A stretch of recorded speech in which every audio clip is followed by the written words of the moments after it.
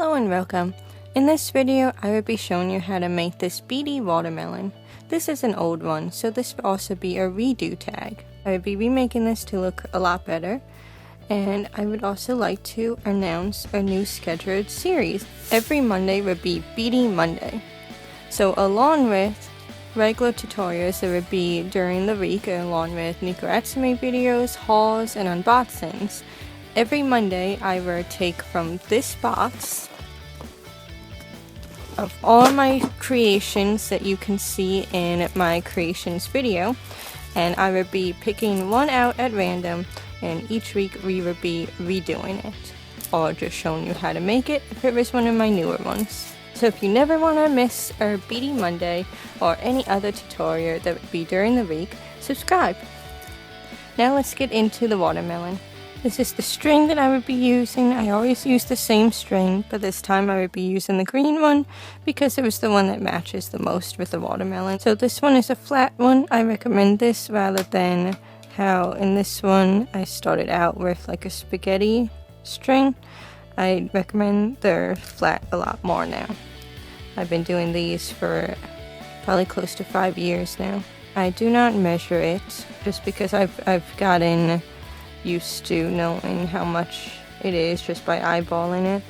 So you can take a long amount and double it so that way you can see how long you actually have, because you will be doubling it for the project. So you're going to have half of whatever you cut. You always want more than less. I know you probably hear that a lot, but in particular this project, beadies in general, you definitely need more than you think, because in order to do it right, rather than like this one where it's like all over the place and has their eyesore of knots on it, we will be reinforcing it, so that means that we'll be needing extra string. So once you have a pretty good amount, you're just going to cut that off. Now put the two ends together and then go to the other end where you should have a loop like this. The reason why you hold these two is so that way you can find the middle better. So now you can let go of those and you should have your loop. Now make sure that there's no tangers and that their strings are on top of each other. You don't want them facing two different ways. So once they're on top of each other, you're going to make a knot just like what you see me doing. I'm doing it slowly so that way you can see it. If you make any other knot, this project will not work. So you want to make that knot. From there you can put this loop on a keychain or hang it up from somewhere. Also you can take it off after we get the first row. It's very easy to undo it, but not easy enough where it's going to come undone. We will be starting at this tip, and I will be using this neon pinky fuchsia for my watermelon color. So you're going to start with taking one end of your string, going down to the tip, making sure that it's not tangled all the way up. Now we're just going to take one bead and then put your bead on, and you can choose to keep it at the tip and then grab your other piece of string, or you can put it all the way down to the knot to make it a little bit easier. Make sure there's no tangers in it, and then grab the other string, making sure that there's no tangers in that. Now with your other string, you're going to put it through your bead that's on your left. Now your bead should be on both strings, and you're going to purr them tight. This will bring it up to the knot now. Now at this point you can take out your knot simply by pushing the loop back through.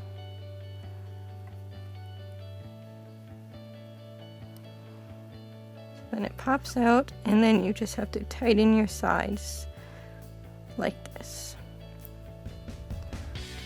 Now your first row is complete. Now at this point you can start adding seeds in at random. You can choose black or white. I'm choosing black. I'm going to take my left side again, put on one black and one pink. You can choose to do 2 pinks. If you don't want to add a seed yet, you could also put the pink first and then the black. You can customize how you want this to look. So I'm putting it down, checking to make sure that there's no tangers. And I'm gonna pick up the other side, making sure that there are also no tangers. If it gets flipped at all, it adds a big bunch on your sides and makes it hard for you to do the rest and just does not look as professional. So now both beads should be on both strings, and we're gonna pull it tight. See how my sides don't have any tangers so far? It's just straight. So now for row 3, taking your left side of your string, I'm going to pick up 2 pinks and 1 black. I'm going to pour that down, making sure that there's no tangers in there. Going to pick up your right side.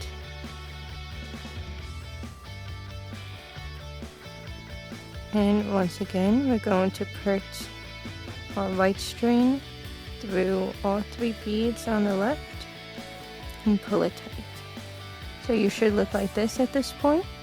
And now for each row, I would just show you how many beads of what color and in what order you should have on each row, and then I will show you like this what you should look like, because it's the same steps all the way up until we get to reinforcing it. For the next row, I've picked up 1 black and 3 pink, so you should be at this point. For the next row, I've gotten a pink, a black, a pink, a black, and a pink. For the next row, I have picked up 6 pink.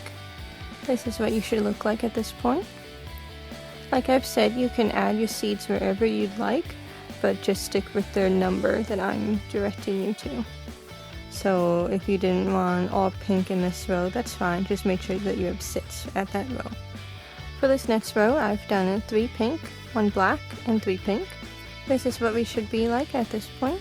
For this next row, I've done 1 black, 2 pink, 1 black, 1 pink, 1 black, 1 pink, and 1 black. This is what you should look like at this point. You can see once you start to get to this row that it will start to want to not sit together.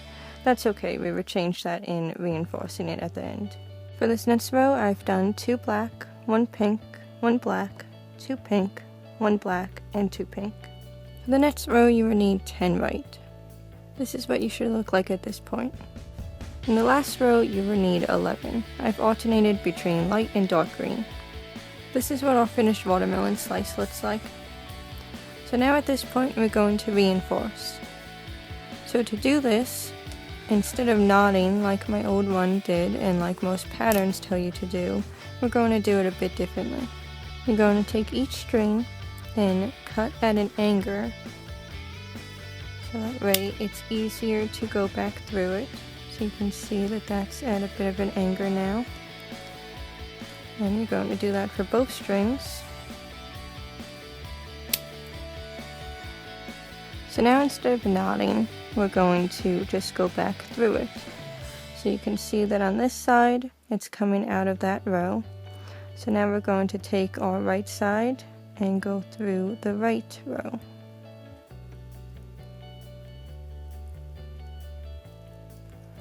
So you might need to use your finger to maneuver the beads more straight so that way your string goes through all of them.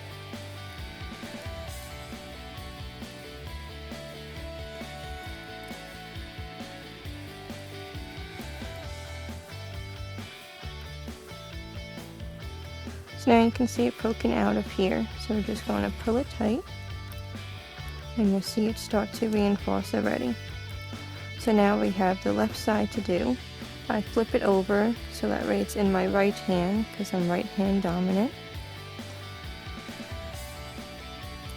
So it's coming out of the bottom row of our right side now.